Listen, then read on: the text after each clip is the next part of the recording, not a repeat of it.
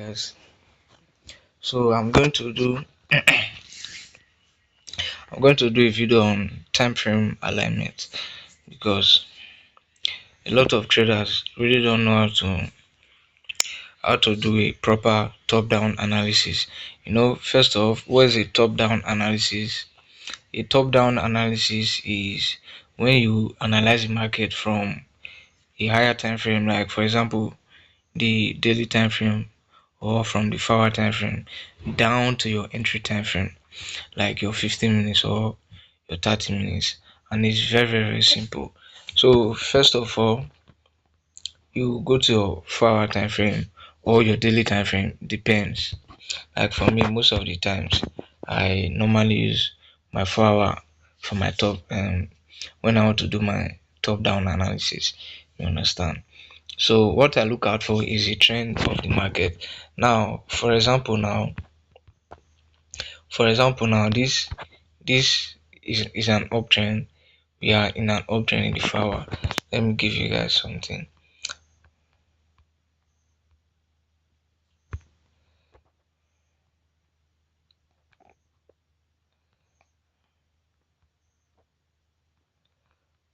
Alright, so let's say this is a 4 hour time frame and the market is in an uptrend and is breaking structure to the upside. So we have our first we have our first our first break of structure to the upside, then our second break of structure to the upside. Now if you observe this market now, immediately market took out this high, giving us break of structure to the upside. What did the market do? The market came down before before going up to take out this high.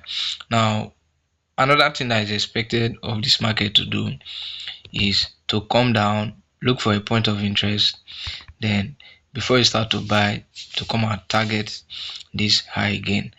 I said let's assume this is the 4 hour time frame now. We are doing our top down analysis. Now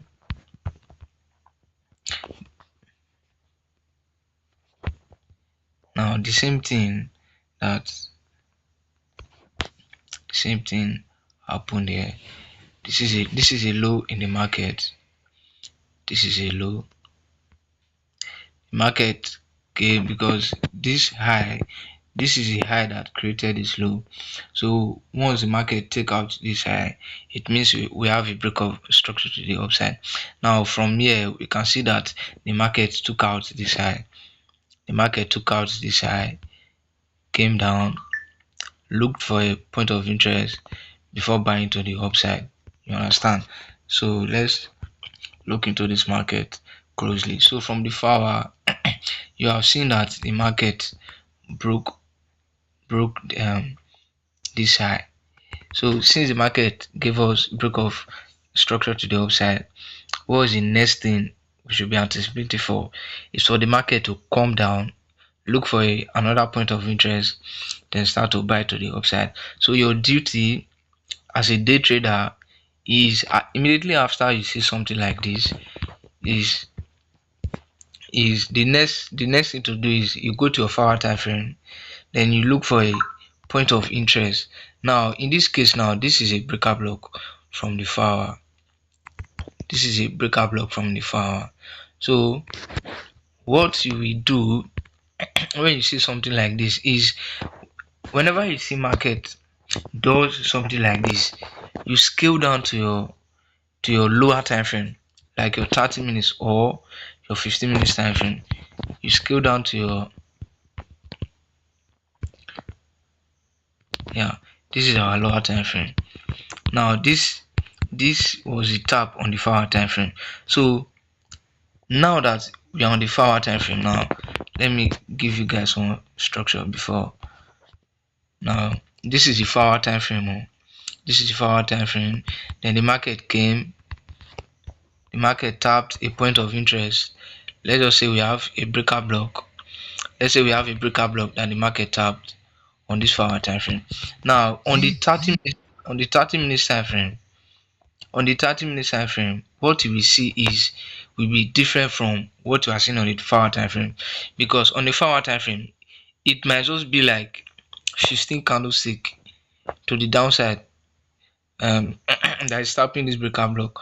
But on the 30 minutes time frame, or on the 15 minutes time frame, or any time frame you are using to take your entry, you will see something like this: lower highs and lower lows, lower highs and lower lows, lower highs, lower lows. Now the market tapped this guy. What are you expecting next is for the market to come and take out this last lower high. So immediately the market takes out that last lower high, which means a change of character from the 30 minutes time frame has occurred. Now immediately after this change of character, now on the 30 minutes time frame, you look for your pullback. So your pullback, your inducement will determine your point of interest. Your inducement will determine your point of interest, because your inducement might be close to a breaker block immediately after a market structure shift, or your inducement might be close to an order block. So let's look at what happened there now. So if you observe this breaker block I marked, MSS, let's just say we have our MSS here. MSS occurred here. So immediately after the MSS, what was our first pullback? Immediately the market broke out from this key level. This was our first pullback. You can see this reaction from the inducement. This is a reaction from the inducement. So you take your buy.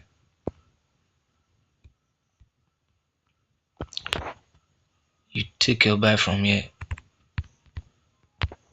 So this guy has confirmed to us that we are bullish again. So you buy to target your 4 hour point of interest again. That was the same thing I did here on the Euro USD. The same thing I did here. So from here, so after market took out this high, after the market took out this high,